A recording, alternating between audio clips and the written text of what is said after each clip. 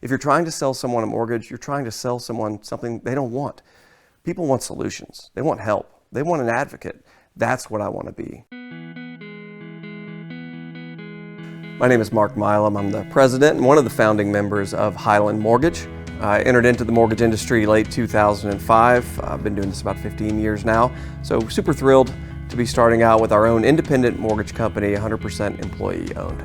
Growing up, my biggest passion was it was a mixture of soccer and music, but really evolved much more into music as I got older. There's this creative part, this expressive part that you don't always get to let out in normal everyday living that you can let out when you're in the studio or on stage. I just wanted to be in a band and play guitar, play piano, sing, that kind of thing.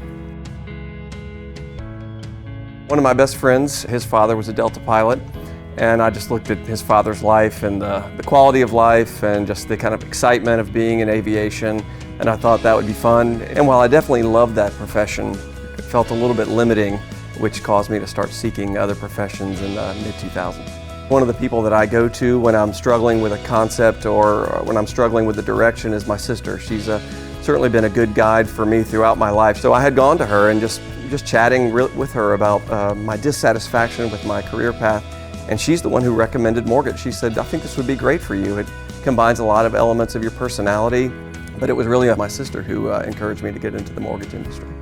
So I had been in the business for about 30 to 45 days, and my very best friend went under contract to purchase a loft over on 5th Street in Midtown. I was just completely blown away at the gravity of being responsible, not only for anybody, but really for my best friend. While I was intrigued by mortgage and I was excited by it, it also struck me, wow, this is an awesome responsibility.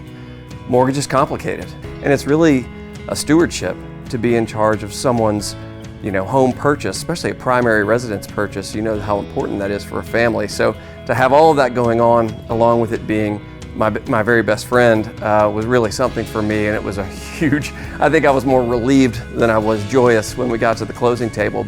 But working on that file, the thing that got me, the gravity of it, was just the amount of trust that people put in someone like me. You get so used to being that everything is a transaction, right? It's a loan amount and a social security number and a credit score, income, and you forget about people. And I think, unfortunately, I've seen more often than not in the mortgage industry, it becomes really easy to be desensitized to the fact that there's human beings on the other side of that email who are really counting on you. We do this, hundreds, if not thousands of times a year. This is something they may do 2, 3, 4 times in their entire life. So it's incumbent upon us to remember that, hey, you're dealing with a human being here, and they're going to experience anxiety, frustration, they're going to have some worry around it, and we have to be communicative, we have to be transparent, we have to work as advocates for those people. That's what they're counting on us for.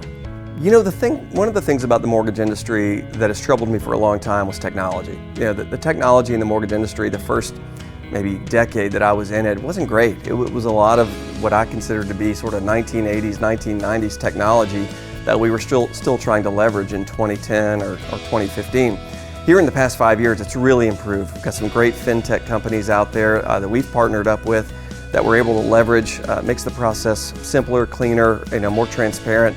Now our internal team, our collective team, these are some of the most talented people that you're going to find in the mortgage industry in the entire world. I've known them for over a decade, and whether it's capital markets or operations or loan systems or sales, you're not going to find anybody better in these positions. So that really spoke to me, but even more so, these people are some of my closest friends. I've gotten to know them over a long period of time. I've officiated 2 of their weddings.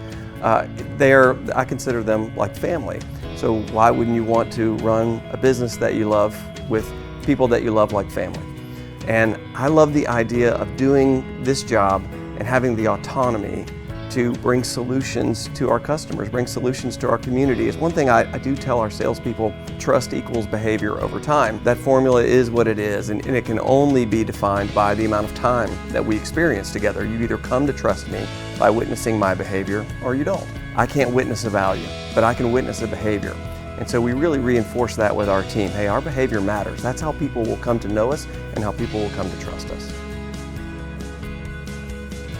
The Highland Mortgage name, it started out for me being a part of the Virginia Highlands community. Where I go to yoga, it's Highland Yoga. Where I was last night eating Dinner with my fiance was Highland Tap. You'll frequently find me on the patio at the Family Dog with my laptop open working.